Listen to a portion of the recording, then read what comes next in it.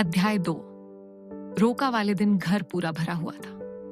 गलियारों में हल्की हल्की हंसी की गूंज, रसोई में चूल्हा और चाय के साथ साथ चली जा रही थी रिश्तेदारों की गपशप।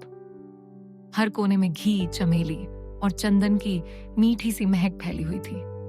सोने की चूड़ियों की खनक, गेंदे के फूलों से सजे पानी के कटोरे और हर थोड़ी देर में कैमरे की चमक किसी की छुपी मुस्कान को पकड़ने की कोशिश करती हुई। आज रोका था एक नए सफर की शुरुआत, जब दो परिवार आपस में जुड़ जाते हैं, विश्वास, भावना और खुशियों के साथ। प्रतिमा दर्पण के सामने खड़ी थी।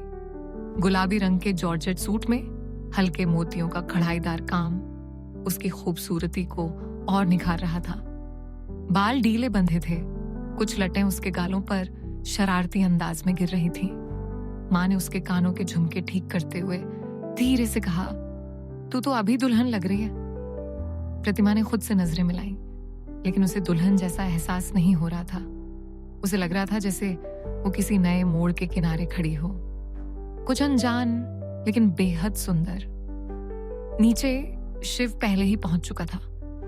उसका परिवार मिठाइयों, चांदी की थालियों और शगुन के लिफाफों के साथ आया था, जो सिर्फ रुपए नहीं बल्कि सम्मान और स्वीकृति लेकर आए थे। शिव ने गहरा मैरून रंग का कुर्ता पहना था, चूड़ीदार पायजामा के साथ।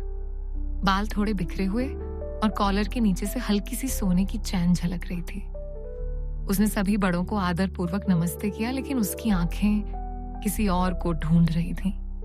और फिर सीढ़ियों से प्रतिमा नीचे आती दिखाई दी।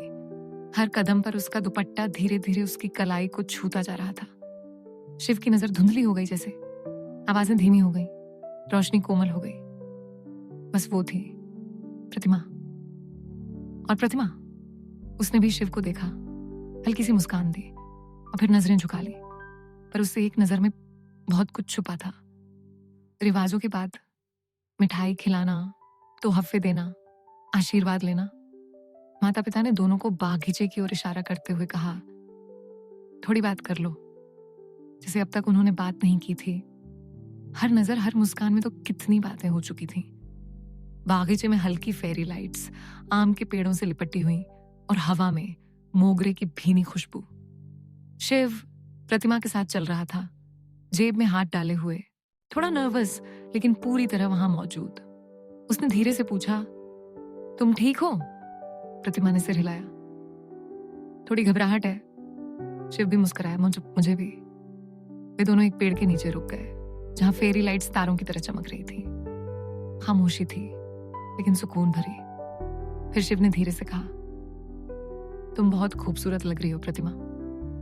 प्रतिमा ने उसकी ओर देखा। उसके नाम को सुनकर उसकी सांस थोड़ी गहरी हो गई।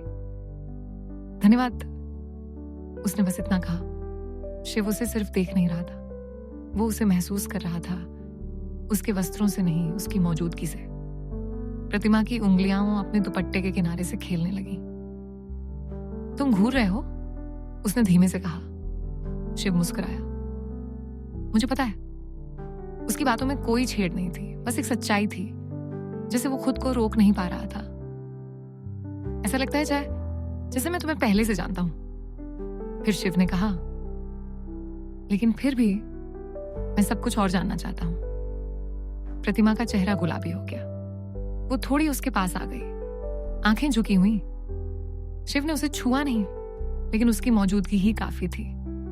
प्रतिमा ने धीरे से कहा, मुझे नहीं पता प्यार में कैसे गिरते हैं। इस क्रम में शिव की आवाज धीमी सी फुसफुसाहट बनी।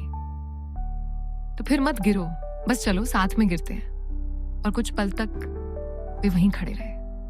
हाथ अब भी नहीं छुए थे, लेकिन दिल एक कोमल कदम आगे बढ़ा चुके थे। अगले अध्याय में फोन पे पहली रात शब्दों से बढ़ेगी नजदीकी।